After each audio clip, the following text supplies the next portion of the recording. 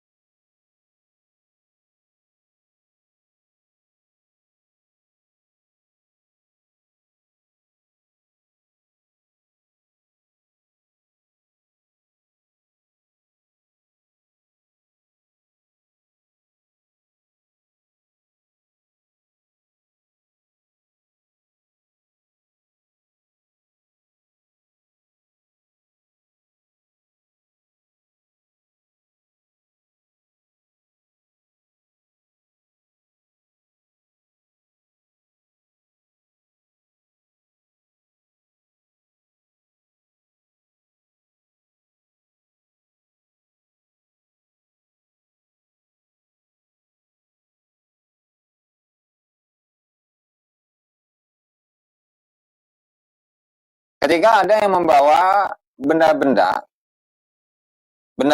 yang diklaim sebagai peninggalan Rasulullah Shallallahu Alaihi Wasallam, nah itu langsung percaya saja. Nah, siapa Pramires ya Madiun, subhanallah. Bahkan kemarin itu ada satu video ya, ada seorang buya, ada sendal gitu ya, sendal. Subhanallah, Allahumma salli ala Sayyidina Muhammad wa ala alihi wasallam, diciumin bolak-balik, ciumin bolak-balik, gitulah. Jadi ini ya karena tidak menggunakan logikanya, tidak menggunakan akal sehatnya. Meskipun itu bu ya, iya. Meskipun itu bu ya, meskipun itu ustadz, iya. Meskipun itu ustadz, meskipun itu kiai, iya. Meskipun itu kiai. Subhanallah ini siapa ini?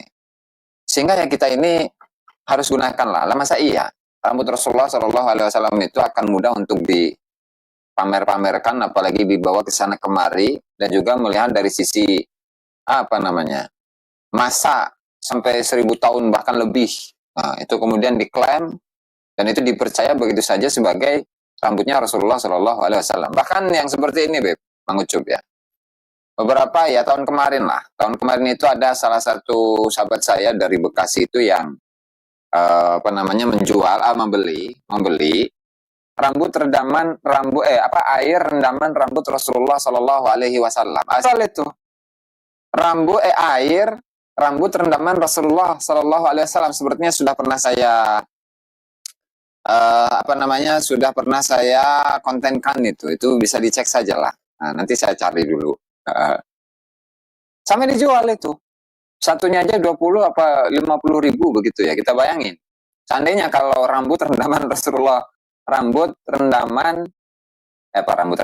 air rendaman rambut Rasulullah Shallallahu Alaihi Wasallam. Nah itu. Nah di Shopee ada ya. Masalah Beb Alder ya, masalah. Itu dijual 50 ribu aja itu. Coba 100 biji aja itu. 50 ribu kali 100, 5 juta. Kemudian apa lagi namanya? Kalau 1000, atau 50 juta. Jadi itu air rendaman atau celupan rambut Rasulullah Shallallahu Alaihi Wasallam. Nah terus dari mana ini kita bisa meyakini bahwa itu adalah benar-benar rambut yang benar-benar merupakan rambutnya Rasulullah Shallallahu Alaihi Wasallam? Tentu kan enggak itu ya. Oke, langsung saja ya pada materinya. Di sini pembahasannya adalah apakah ada benda-benda peninggalan Rasulullah Shallallahu Alaihi Wasallam di masa kini. Ini mengutip dari website Ad-Duror As-Saniyah. Kemudian di sini disebutkan ya, qabla al-ijabah an hadha soal, sebelum saya menjawab pertanyaan ini, saya ingin memberi peringatan bahwa hukum mengalap berkah dengan peninggalan Rasulullah Shallallahu Alaihi Wasallam itu ya bakin ala masyru'iyati, tetap boleh begitu ya. Kemudian tidak hanya terbatas pada para sahabat dan tabi'in saja, karena berkah Rasulullah itu abadi. Tidak ada sesuatu yang dapat menghilangkannya. Oke.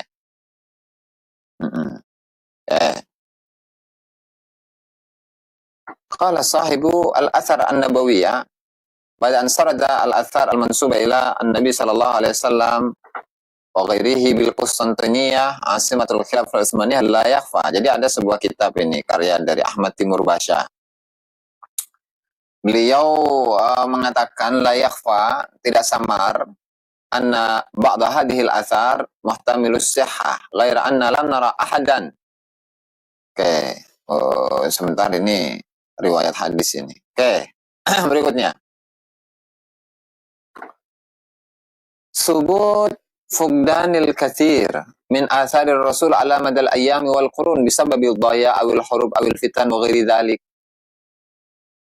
Jadi dengan lewatnya zaman, dengan lewatnya masa, ya itu benda-bendanya atau benda-benda peninggalan Rasulullah Shallallahu Alaihi Wasallam itu ya pasti hilang, apalagi dengan masa yang jauh, karena sebab ad-dhaya hilang, awil hurub perang, awil fitan atau fitnah ataupun yang lain. Contoh,